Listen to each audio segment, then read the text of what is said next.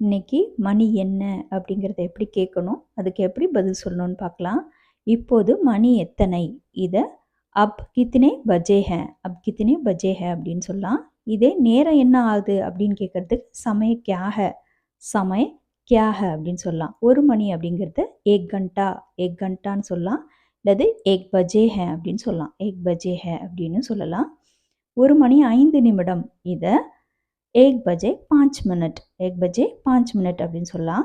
இதே 3 மணி 10 நிமிடம், இதை 3 பஜே 10 மினிட், 3 பஜே 10 மினிட் அப்படின்னு சொல்லலாம். இது 9:30 மணி அப்படிங்கிறத 9:30 பஜே, 9:30 பஜே அப்படின்னு சொல்லலாம். இன்னைக்கு இது ரிலேட்டடான வார்த்தைகள்லாம் பார்க்கலாம். கடிகாரம், கடி, நேரம், சமய் இல்லை வக்த் அப்படின்னு சொல்லலாம்.